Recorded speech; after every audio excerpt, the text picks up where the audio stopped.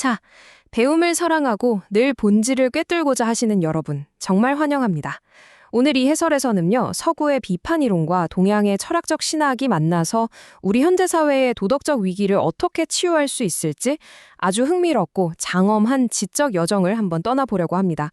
독일 프랑크푸르트 학파 제3세대의 그 날카로운 통찰이 통일 사상의 깊은 윤리학과 어떻게 아주 위대한 통합을 이루게 되는지 지금부터 저와 함께 살펴보시죠. 본격적으로 시작하기 전에 여러분께 질문을 하나 던져보고 싶네요. 우리가 일상생활이나 사회에서 누군가에게 무시를 당했을 때 확 끓어오르는 분노 있잖아요.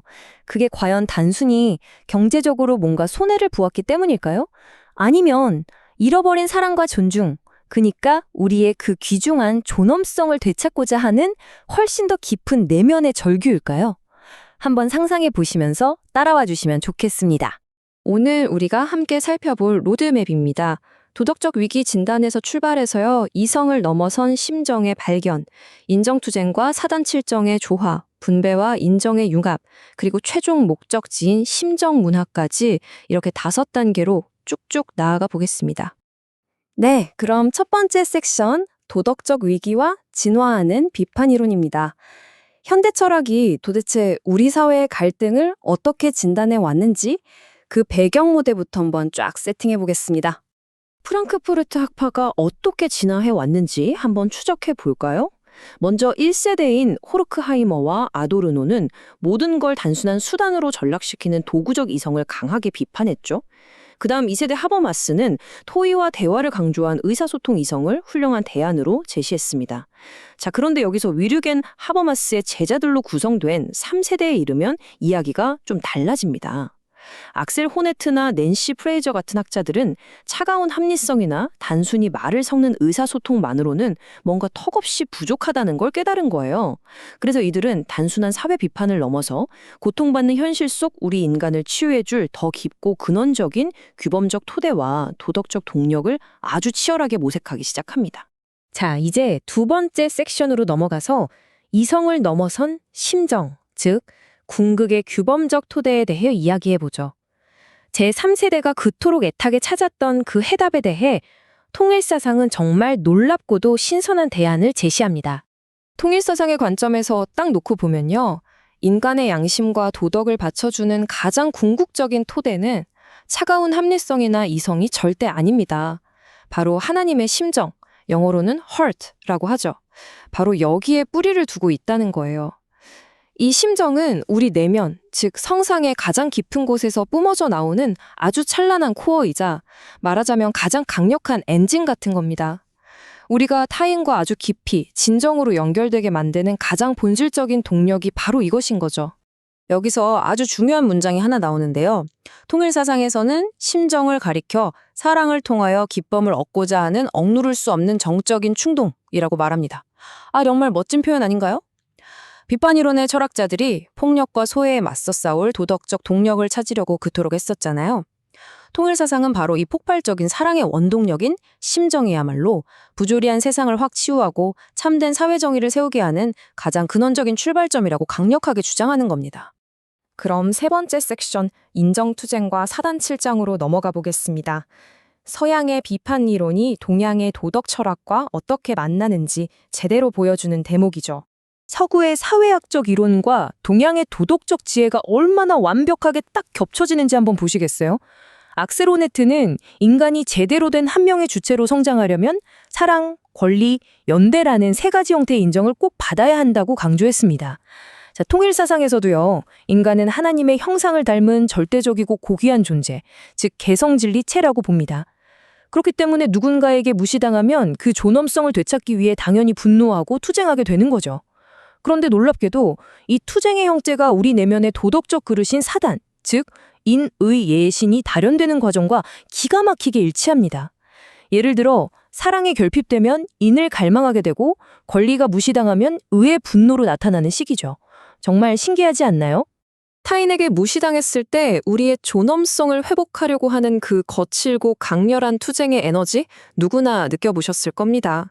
하지만 진정한 조화와 치유는 그저 투쟁하고 싸우는 것에서 끝나서는 안 되겠죠. 개인의 양심은 내면의 깊은 심정을 튼튼한 뿌리로 삼아서 희로애락의 아주 다채로운 칠정이 도덕적 그릇인 사단 안에서 조화롭게 피어날 때 비로소 완성되는 겁니다. 그러니까 저 거친 투쟁의 에너지가 타인의 고통에 깊이 연대하는 숭고한 공감으로 확 승화되는 거죠. 제3세대 철학자들이 그토록 찾아 헤매던 도덕적 동력이 바로 이 사단 칠정의 웅장한 작용이 현실 세계 정치와 사회 속에서 발현되는 바로 그 과정이라고 볼 수 있습니다. 이제 네 번째 섹션, 분배와 인정의 융합입니다. 방금 살펴본 내용들이 거대한 사회적 정의의 문제로 어떻게 이어지는지 살펴볼게요. 여기 현대사회 철학에서 가장 뜨겁고 유명한 논쟁거리 중 하나가 등장합니다. 바로 낸시 프레이저와 악셀 호네트의 논쟁인데요. 프레이저는 물질적인 불평등을 해결하는 경제적 재분배가 무엇보다 가장 중요하다고 강조했습니다. 반면에 호네트는 아니다, 인간의 존엄성을 근본적으로 확인해주는 도덕적 인정이 먼저다, 이렇게 팽팽하게 맞섰죠. 솔직히 말해서 이 두 가지 모두 지금 우리 사회에 너무나도 절실하게 필요한 과제들이잖아요. 그렇다면 이렇게 팽팽하게 대립해 보이는 쟁점을 통일 사상의 윤리적 관점에서는 과연 어떻게 통합해낼까요? 놀랍게도 통일 사상은 이 둘 사이에서 어느 한쪽 편을 들거나 하나를 다른 하나로 축소시키지 않고 아주 아름답게 융합해버립니다. 도nom성에 대한 도덕적인 인정은 눈에 보이지 않는 내적이고 정신적인 가치, 즉 성상의 문제로 보고요. 반대로 경제적 불평등을 해결하는 물질적 분배는 겉으로 드러나는 외적이고 구조적인 형상의 문제로 보는 겁니다. 이 성상과 형상이 동전의 양면처럼 하나의 짝인 것처럼요.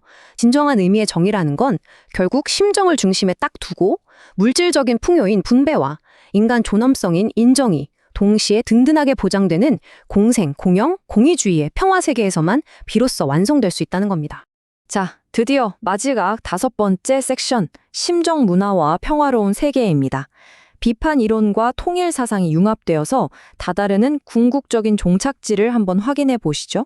제3세대 철학자들이 그토록 갈망하고 꿈꿨던 정의롭고 관용적인 사회는요, 단순히 겉에 있는 법이나 제도를 고치는 것만으로는 절대 불가능합니다. 그 모든 것의 중심에 다시 심정이 든든하게 자리 잡아야만 하죠. 우리 내면 깊숙이 깃든 이 심정을 탁 일깨워서 우리의 지성, 감정, 의지가 진리, 선함, 아름다움, 즉 진, 선, 미와 완벽한 조화를 이룰 때 비로소 이기심을 극복한 참사랑을 기반으로 사회의 모든 문화 영역이 아름답게 재편됩니다. 통일사상에서는 바로 이것을 심정문화라고 부르는데요.